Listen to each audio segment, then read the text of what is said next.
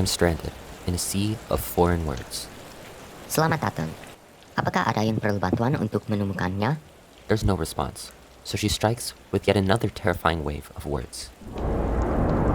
Apakah Anda perlu bantuan? Again, I don't respond to her, but she's persistent. Permisi, Pak. Apakah Anda sedang mencari sesuatu? Apakah ada yang bisa saya bantu? This time, I run. My crucial mission to pick up 2 bantal guling, or bolster pillows, from one of the busiest malls in Indonesia had just gotten infinitely more complex. Flashback to 1 hour before. My parents had ordered the bantal guling and requested the store to vacuum seal the pillows so that they could fit in our luggage. The whole process was supposed to take an hour or so now it was time to pick them up. Unfortunately for me though, they were currently engrossed in a long time no see conversation with an Indonesian relative. So they entrusted me, the most illiterate Indonesian in existence, to pick up the pillows from the store. And sure, I could respond to simple commands in Indonesian and understand most conversational small talk, but this mission was on a completely different level, and my parents did not recognize this skill gap. From their perspectives, the plan was simple. Quickly collect the bantal guling and return to them. And the plan was simple until I met the store employee, an impenetrable wall. Despite her nice demeanor and helpful intentions, she was unrelenting. Her polite and formal vocabulary included new words that I'd never heard before since my parents spoke Indonesian that was informal. And that terrified me. My confidence in my Indonesian speaking abilities were already really low, but I thought I could at least count on my listening abilities. Apparently, I was mistaken. Every polite word that the helper spoke was an attack to my preconceived notions. The pillow store that dedicated itself to the comfort of its customers felt like the most uncomfortable place in the world. Despite being in one of Indonesia's busiest malls, I felt alienated. This was the first time that the Indonesian language had ever sounded completely foreign to me. I felt more out of place in that mall than I'd ever felt before. I was experiencing the struggles of an immigrant in a foreign country, and I was beginning to understand the perpetual difficulties that my foreign exchange and English as a second language classmates faced at school.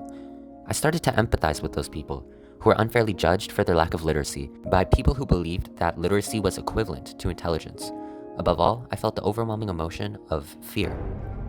Then, I had a revelation. I should run. See, the plan could still work as long as I dodged all the helper's questions, stealthily picked up the pillows, and escaped as quickly as possible.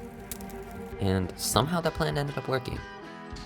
The store employee managed to see through my running, dodging, and flailing, and understood that I was not stealing the pillows but rather picking them up. Nonetheless, I exited that store in a state of crisis because I realized the extent of my illiteracy in Indonesia. I had just experienced the fear of being unable to communicate. So I now had 2 options. The first was to give up on learning Indonesian because I was already too far gone. I mean, I was essentially illiterate, so I'd have to start from scratch to learn proper Indonesian, not the Jakarta slang dialect that my parents often spoke. Plus, I no longer had any confidence in my Indonesian speaking or listening skills. That was the easy route, and it was highly appealing. My second option was to learn Indonesian. Learning Indonesian would take a lot of work and continual practice. However, I'd finally be able to speak with my Indonesian relatives. Above all, I would no longer feel the need to run away from friendly Indonesian store employees at the mall. The second option was a daunting task. So naturally, I chose the first. Option 1 worked for a solid 4 hours.